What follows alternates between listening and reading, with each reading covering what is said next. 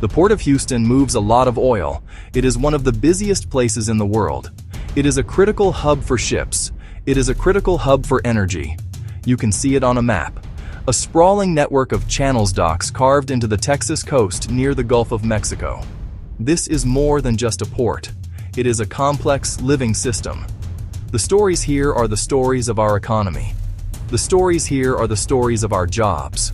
The stories here are the stories of our reliance on energy. What happens in these waters affects the price you pay for gasoline. It influences global trade. It shapes the lives of the people who call this region home. Tankers, barges, workers. This vast industrial landscape did not appear overnight. It was engineered with purpose. Understanding how this system works is key to understanding the flow of energy that powers our world. The journey for an oil tanker begins far out in the Gulf of Mexico. These massive ships, laden with millions of barrels of crude oil, approach the Texas coast with caution. Their destination is one of the many terminals tucked away inside the Houston Ship Channel. But they cannot simply sail straight in. The channel is a busy and sometimes narrow waterway. It requires skill. It requires precision. It requires local knowledge. The first step is for the ship to meet a smaller, more nimble boat. A highly trained ship pilot comes aboard. This pilot is an expert on the local waters. They know every turn. They know every current. They know every potential hazard. With the pilot in command, the tanker begins its slow, careful passage. It follows the designated shipping lanes marked on nautical charts. These are like highways on the water.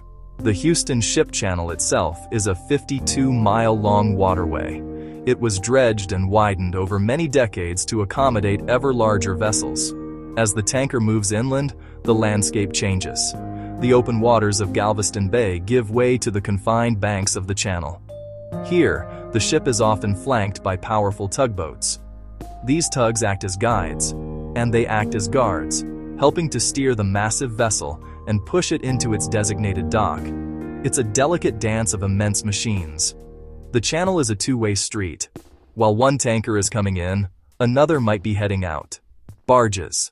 Other vessels also share these waters. Vessel Traffic Service, run by the U.S. Coast Guard, acts as the air traffic control for the port. They monitor the movement of every ship. They communicate with pilots to ensure safe spacing and prevent collisions. Speed limits are strictly enforced. In some areas, ships must move at a crawl. This is all done to manage the risks that come with moving so much volatile cargo through such a busy area. Finally, after a journey that can take several hours, the tanker arrives at its destination terminal. The tugboats gently nudge the massive hull against the dock. Thick mooring lines, as thick as a person's arm, are thrown to workers on the shore. They are secured to massive bollards, concrete and steel posts embedded in the dock. The ship is now securely berthed. Its engines fall silent. But its work is not yet done. The next phase of the operation is about to begin. The process of connecting the ship to the shore and beginning the flow of oil is just as precise and just as critical as the journey to get here. This is a place of constant activity, 24 hours a day, 365 days a year. The terminals are the heart of the port's oil operations. These are not just simple docks. They are sophisticated industrial facilities. They are designed for one primary purpose: to transfer huge volumes of liquid cargo safely and efficiently. There are many such terminals scattered along the Houston Ship Channel. Each one has a specific role. Some are designed to receive crude oil from the giant tankers. Others specialize in storing and loading refined products. Gasoline jet fuel onto smaller ships and barges for distribution. You can see their names and locations marked on a map, clustered along the waterway like beads on a string. Many of the largest terminals are located along the main stretch of the Houston Ship Channel. Facilities owned by companies like Enterprise, Kinder Morgan Magellan, Midstream Partners. These are sprawling complexes, long jetties that extend into the water multiple berths to accommodate several vessels at once, a forest of pipes and loading arms. These terminals are directly connected to a vast network of pipelines.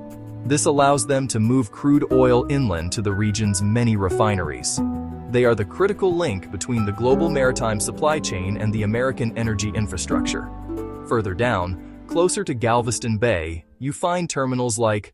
Once the tanker is securely docked and the loading arms are connected, the real transfer begins. Oil moves in a series of carefully managed steps.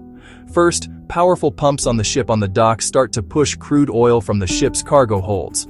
It flows through the loading arms into a network of pipes at the terminal. This is not a fast process. Unloading a large tanker can take a full day or even longer. Every step is monitored from a control room. Technicians watch screens showing pressures, flow rates, tank levels. They can shut down the flow in an instant if a problem is detected. From the dockside pipes, oil is directed into massive storage tanks. Rows and rows of giant cylindrical tanks. Some are as big as a baseball field. These tanks are a temporary holding place, a buffer. They allow receipt from a ship even if the downstream pipeline isn't ready. This storage capacity is crucial. It helps the port manage ebbs and flows of supply and demand. It provides a cushion that can help stabilize the market during disruptions, like a storm in the Gulf. Next leg, pipelines. A map shows a spiderweb of pipelines under Houston. They are the circulatory system of the oil industry. Crude is pumped from port tanks into these pipelines. They carry it to nearby refineries. Houston hosts one of the largest refinery concentrations in the world. Refineries transform crude, heated, separated, and processed into products. Gasoline, diesel, jet fuel, chemical building blocks for plastics. Not all oil leaves by pipeline. Refined products often return to the port, loaded onto smaller tankers, barges. Those vessels carry gasoline, diesel, other fuels to the Gulf Coast up the Mississippi River to international markets. Trucks and trains also play a role. They load at terminals and carry fuel to local gas stations. The Port of Houston is more than just infrastructure. It is a powerful engine for jobs and economic growth. The activity here supports hundreds of thousands of careers. Think about all the people it takes to make this system work. Longshore workers on the docks, handling mooring lines, connecting loading arms, ship pilots, guiding massive vessels through tight channels, tugboat captains and crews, engineers in control rooms, welders and mechanics maintaining equipment.